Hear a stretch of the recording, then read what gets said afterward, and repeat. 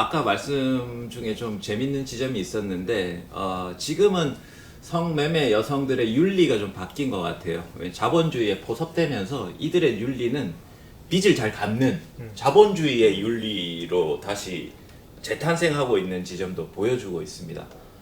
요 밑바닥에는 이제 신용이라는 게 있는 거죠. 아까 말씀 24평에서 심진경 선생님 말씀하셨듯이 이 책은 과거처럼 포주가 여성을 직접 착취하는 형태의 성산업을 다루고 있지는 않아요. 대신에 이제 신용의 민주화죠. 그러니까 2000년대에 들어서 모든 사람들이 다 크레딧을 가지게 되게 되는 이 신용의 민주화에 따라서 이제 여성의 몸이 담보화되고 그 다음에 이 여성의 몸이 담보화될 때 오히려 굉장히 안정적인 수익을 창출해내는 어떻게 보면 크레딧이 굉장히 높은 증권이 된다는 거죠.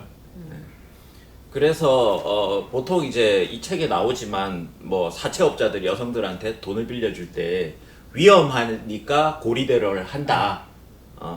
돈 떼일 것까지 감안해서 고리대를 한다라고 얘기하지만 사실은 알고 보면 여성들의 신체만큼 안전한 신용자산이 없다는 것. 이거를 이 책은 날카롭게 파고들고 있습니다.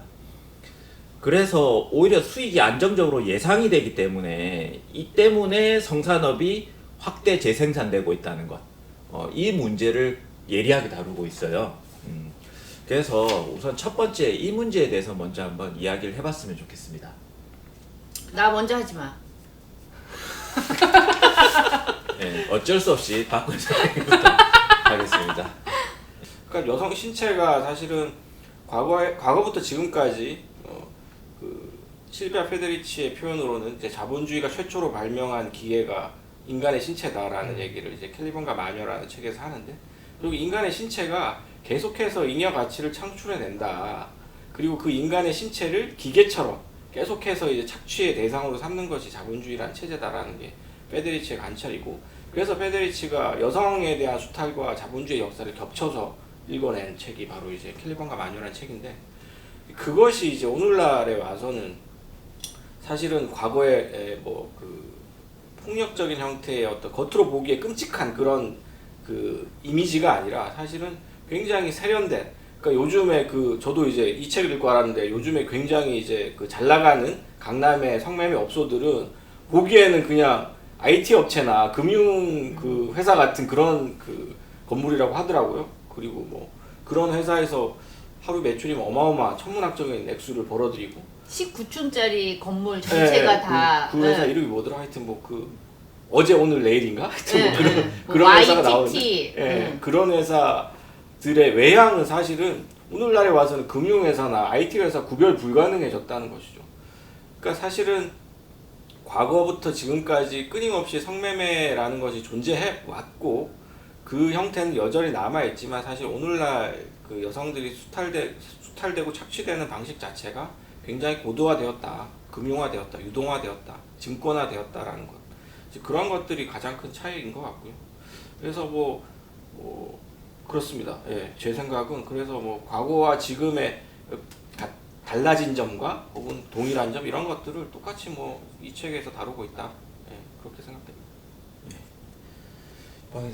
네, 저도 어떻게 보면은 뭐 폭력과 관련된 관점에서 1차적으로는 좀 접근을 하고 싶었어요. 저는 그러니까 우리가 지금 박건희 선생님 말씀하셨던 것처럼 그러니까 과거의 자본주의 형태 안에서 이루어지는 여성 신체에 대한 강력한 구속이라던가 물리적인 폭력의 영역에서 어떻게 보면 세련되고 심지어 한편으로는 이제는 환상을 부추기기까지 하는 고도의 어떻게 보면 시각적이고 이미지적인 그런 종류의 영역으로 이 성매매 산업이라고 하는 것들이 발달해 올 수 있었다라고 하는 거, 이것이 어떻게 보면 자본주의가 가지고 있는 아주 고도화된 전략 중에 하나라는 거를 가장 어떻게 보면 명시적으로 보여주는 게 지금 성매매 산업이라는 생각이 드는 거죠. 그러니까 앞서 이제 심리경 선생님도 이 성매매와 관련되어 있는 내용들이 문학적으로 어떻게 재현되느냐에 대한 이야기들을 하셨었는데, 이게 보면은 90년대만 하더라도 그 임권택 감독의 뭐 노는 계집 창이라는 작품이 나올 때만 하더라도 여전히 성매매 산업을 그려내는 방식이라는 건 굉장히 올드한 방식이었던 것 같아요. 실제적으로 여성의 신체를 구속하고 또 물리적인 폭력을 가하고 그리고 그것과 관련되어 있는 성매매의 장면이라는 것을 굉장히 남성적이고 폭력적인 방식으로 그려내는 뭐 이런 종류의 시선들이 작동하고 있었던 건데, 오늘날에 우리가 생각하는 것만큼 성매매라고 하는 것 자체가 그런 식의 어떻게 보면은 너저분하고 지저분하고 폭력적이어서 감당할 수 없는 영역에 있지 않다라고 하는 거, 이것이 어떻게 보면은 자본주의의 승화의 시스템이라고도 이야기할 수 있을 것 같고, 이 승화의 시스템이 가지고 있는 고도의 문제는 물리적 폭력이 아니라 이제는 구조적인 폭력으로 사람을 옥죄고 있다는 거죠. 그러니까 슬라브의 지적 같은 이론가들도 강조하듯이 우리 지금 사회에, 우리 자본주의 사회에서 진정한 문제들은 물리적인 폭력을 언제나 미디어는 떠들썩하게 이야기하지만, 그러니까 예를 들어서 지금 뭐 미국에서 시위가 일어난다 그러면은 흑인 인권과 관련된 시위가 일어난다 그러면은 그 흑인 인권과 관련된 시위 안에서 얼마나 실제적이고 폭력적인 사태 소요들이 발생하는가, 실제로 흑인들도 얼마나 그러한 것들을 물리적으로 부수고 폭력적인 모습을 보여주는가에 대하여 주목하지, 실제로 흑인들이 어떤 방식으로 구조에 의해서 구조적 폭력에 의해서 고통받는지에 대해서는 오히려 입을 함구하는 게 저널리즘의 속성인 것처럼, 이 자본주의와 전체적으로 구조적으로 결탁해 있는 시스템이라고 하는 것이 이 폭력을 시각적이고 세련된 방식으로 은폐시켜주는 논리로 작동한다는 거, 그러다 보니까 여기 안에서 환상이 작동하기가 굉장히 용이해진다는 거죠. 지금 성매매 산업에 실제로 종사하고 있는 여성들도 어떻게 보면 그 환상에 대해 자기 자신도 아주 강력하게 동참하고 있는 거잖아요. 그러니까 예를 들어서 내 몸이 가지고 있는 이 신용을 높이기 위해서 어떤 방식으로 나에게 추가적인 재투자를 수행할 것인가, 여기에서는 이제 또 재여성화라는 표현을 쓰고 있는데, 이 재여성화를 수행하기 위해서는 어떤 방식으로 초이스 받을 것인가, 이 초이스 받기 위하여 어떻게 나 자신의 신체적인 외양을 발달시킨 것인가 라고 하는 종류의 이 논리들이 굉장히 한편으로는 우리가 생각하는 자본주의의 기본 속성들을 보여주는데, 그게 어마어마한 폭력에 대한 은폐작용으로 실제로는 벌어지고 있다는 거죠, 이 모든 것들이. 그래서 이런 어떤 구조적인 폭력을 세련되게 은폐하는 논리가 전체적인 성매매 산업이라고 하는 것에서 작동한다라고 하는 걸, 이 책이 정말 꼼꼼하게 하나하나 큰 틀의 논리에서부터 한 명 한 명의 미시적인 욕망의 논리까지도 설명하는 데 있어서 효과적이었다고 생각합니다. 그 자기 개발 논리는 이따가 다음 질문에 있으니까 네. 네, 거기서 좀 더 구체적으로 다루도록 하고. 네. 네, 심리 교수님. 죄송합니다.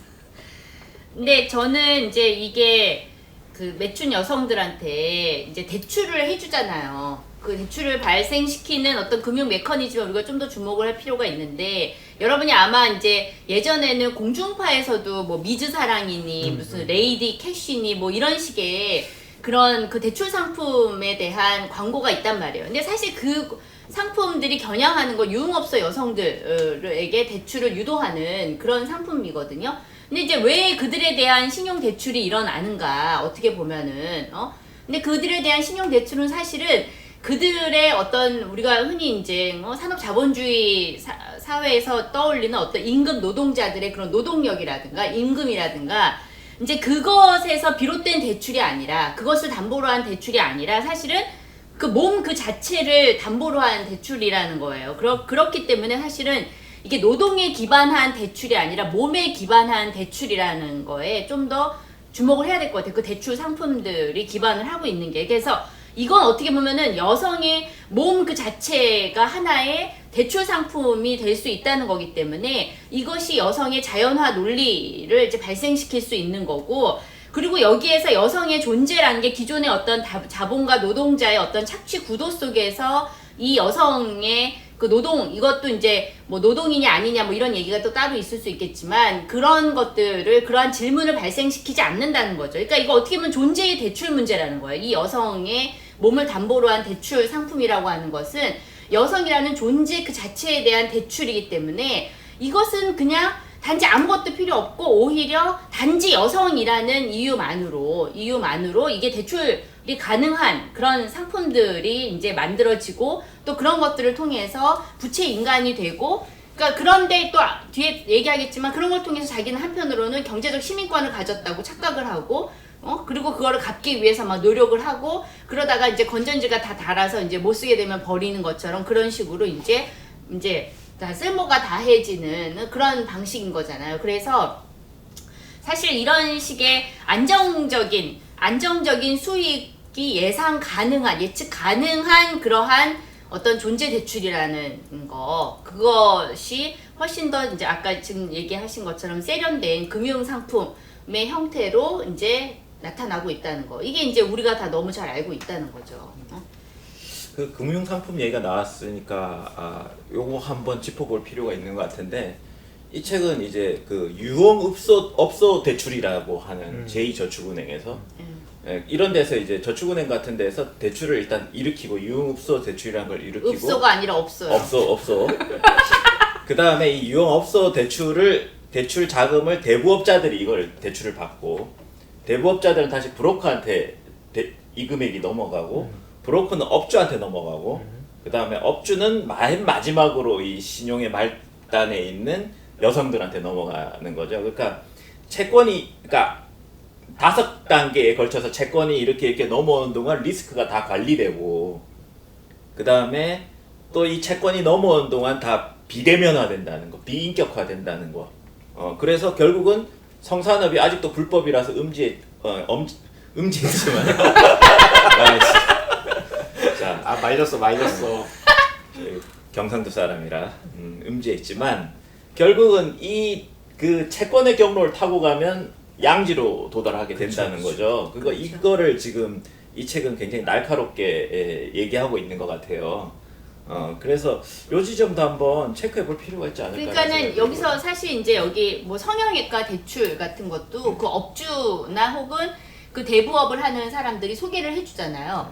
그래가지고 성형외과 실장이랑 그래서 커미션을 주고받고, 그 다음에 어떤 대부업자와 이제 뭐 또 커미션을 주고받고 뭐 이렇게 하는데, 사실 이 사람들이 얻는 수익은 맨 말단에 있는 여성의 몸이 이제 굴러가야, 거기에 수익을 이제 남성의 지갑에서 돈을 이제 빼와야 그 돈이 여성에게 일부 가고 나머지를 가지고 이 산업 전체를 굴리는 거예요. 어떻게 보면은. 그러니까는 성매매 산업이라는 것이 우리가 생각하는 것처럼 구매자 남성과 그다음에 그 판매자 여성 사이에 이루어지는 1대1 관계가 아니라는 거죠. 지금 얘기한 것처럼 여러 단계가 거치면서 익명화되고 그다음에 비가시화되면서 오히려 합리적인 어떤 소비인 것처럼 그런 식으로 지불을 하고, 또 이러한 것들이 이제 여성이 개입된 것이 단지 구매자 남성이나 업주의 문제가 아니라 바로 이러한 뭐 어떤 성형외과라든지 아니면 뭐 다른 대부업이라든지 신용 뭐 금고라든지 이런 데랑 다 연결이 되면서 작동이 되고 있다라는 거죠. 그렇죠. 네. 그리고 핵심은 어떻게 보면은 여전히 구도 자체는 세련되화되었고, 지금 이야기한 것처럼 여러 단계의 비대면적인 커넥트들을 가지면서 음지의 것들이 양주로 올라오기는 했지만, 여전히 지금 이 책의 저자가 강조하고 싶은 거는 이 구도 자체가 여전히 젠더적으로 이분법화되어 있다는 거죠. 그러니까 여성의 신체라고 하는 거는 여전히 이 모든 것들을 굴러가게 하는 가장 물신화된 대상이 되어버리는 거고, 그것을 관리, 매치, 그리고 뭐 배치, 구속, 활용하는 모든 종류의 칼자루를 쥐고 있는 논리들은 여전히 남자의 얼굴을 하고 있다라고 하는 거, 이거 자체가 결국에는 또 이 성매매 산업 안에서 중요한 논리라고 볼 수 있을 것 같아요. 그 예전에 이제 20세기 초반에 루돌프 힐퍼딩이라는 사람이 금융자본이라는 책을 썼거든요. 이 책이 이제 금융자본에 관련된 최고의 고전 중에 하나인데, 마르크스주의적인 방법론으로 이제 자본주의, 그때 20세기 초반 대공황 당시에 자본주의의 고도화, 이 금융화 이런 것들을 다룬 책인데, 거기 보면은 금융자본의 발달 과정들이 묘사되어 있어요. 처음에 이제 금융자본이 어떤 형태였느냐, 우리가 이제 베니스의 상인으로 대변되는 고리대 산업, 고리대 금융이죠. 고리대 자본이 최초의 형태이고, 그것을 부정하고 진화한 형태, 그러니까 이를테면 획일적이라는 의미에서 부정이겠죠. 그걸 지향하면서 나타난 게 은행 자본이고, 은행 자본을 다시금 지향하면서 나타난 게 금융 자본이다. 그래서 금융 자본이 자본주의 최종적인 단계에서 나타나는 자본주의 최고도의 형태이고, 그 금융 자본을 이제 산업 자본이 지배를 하는, 그러니까 우리나라로 치면 이제 삼성이라는 대기업이 금융을 다 먹고 은산분리니 금산분리니 하는 말씀 들어보셨잖아요.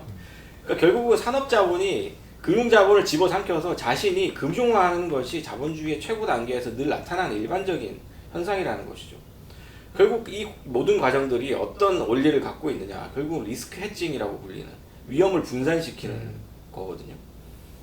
이 책에서는 이제 명확하게 리스크 해칭이라는 표현은 쓰이지 않고 있지만 자본의 입장에서 끊임없이 위험을 회피하고 그것을 나누는 과정들이 아까 말씀했던 계속해서 이제 양지로 그 금융상품을 자꾸만 이제 음지에서 양지로 계속해서 해칭을 여러 단계를 거쳐서 이제 그것이 원래 여성의 신체에 기반하고 있다는 것조차도 은폐되는 방식으로 리스크를 해칭을 하고 여성들 스스로도 사실은 본인이 가지고 있는 어떤 여성 그 신체죠. 자기가 갖고 있는 몸 자본이라고 할 수 있는 그 몸 자본에 대한 위험을 계속해서 해칭을 하는 거죠.